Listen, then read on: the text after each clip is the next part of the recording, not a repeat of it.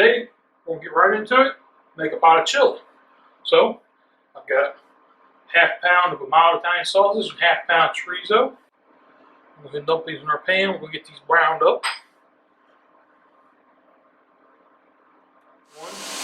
Alright, so our sauce is about brown halfway through. I went ahead and in our 93.7 ground beef. We're going to get that all browned up together. Now, I use 93.7 because the fat from the sausage balances out and we don't have too greasy of a chili.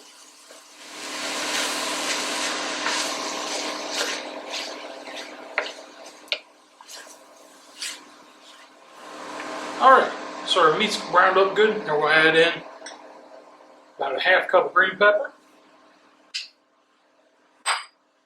half cup of yellow onion. Give this a good stir. We'll let these onions sweat up a little bit. Then we'll get to spicing it up just a tad. Alright, onions are sweated up. Now start adding a little heat to it.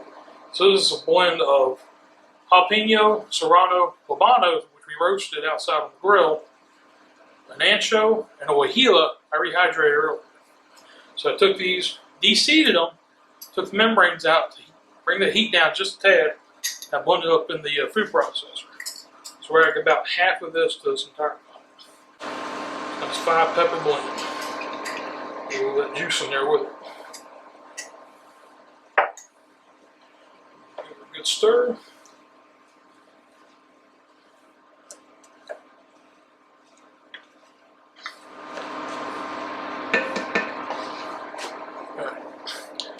Now the dry ingredients. So we'll start with Mexican Oregano, which is about a tablespoon. Good heavy shake.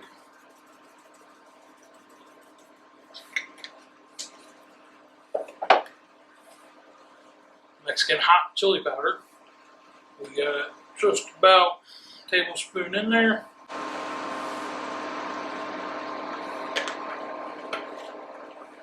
We got onion powder.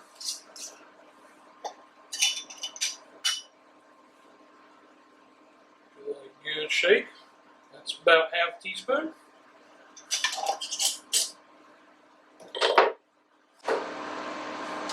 You gotta have cumin. Be careful with this just a tad. Here we go with a teaspoon and a half.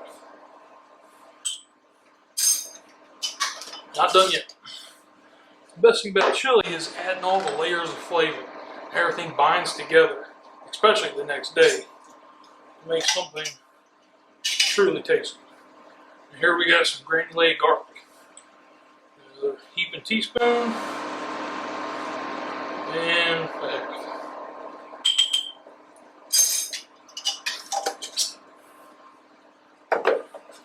Give it a stir. Now you can buy the store-bought seasoning in the packs. It's fine, it has good flavor, but if you really want to set your chili off right, do your own. A little salt.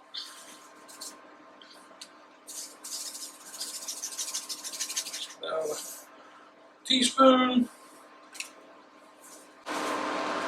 and a half. And a few grounds, crack like that.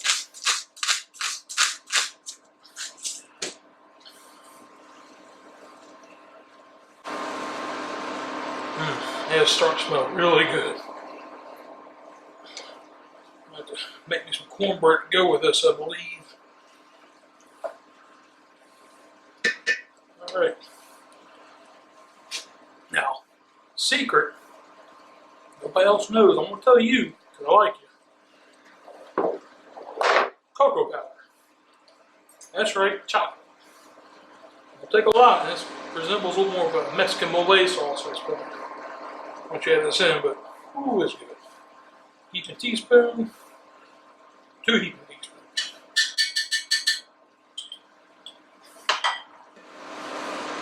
Now for the tomatoes. We'll start with a can of crushed tomatoes.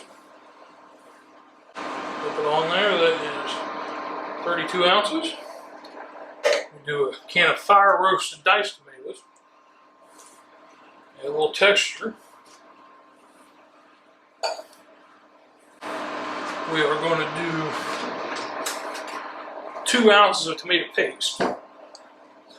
That's half a small can.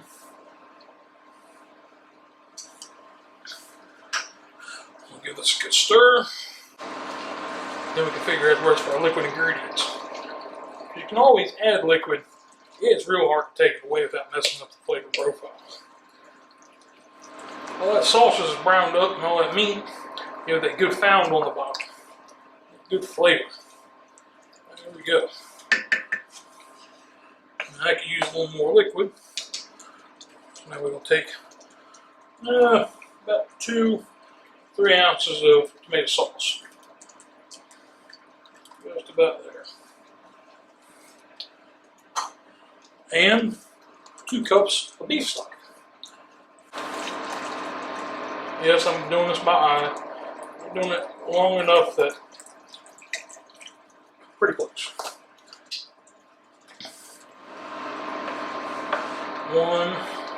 2 last things to do before we let this sit for a few hours on a good simmer to melt together. A little bit of sweet tea. And this is going to help offset the acidity we put in with all these tomatoes. We're going to put just about 5-6 ounces in there. Maybe closer to 8 ounces. Say 1 cup. 1 cup sweet tea.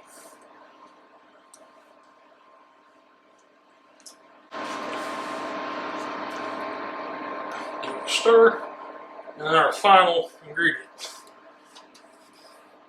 Crushed up tortilla chips. Now these will fall apart. They turn back into the base form of masa. And adds a nice little back subtle hint of corn. But also thickens up our chili. Stir this all together. And you're going to let this sit half covered for about 2 hours on a simmer.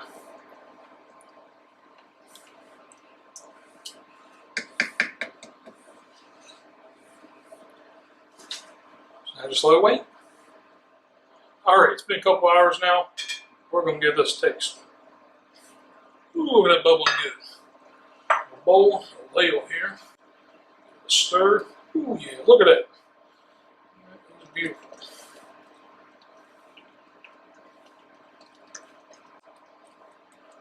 be hot. Temps are hot. So I'll stir, don't burn my mouth on it.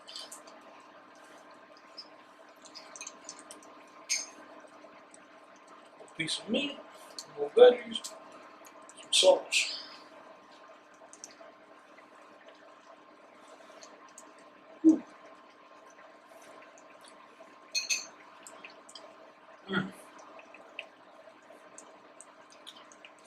I'll do one more bite.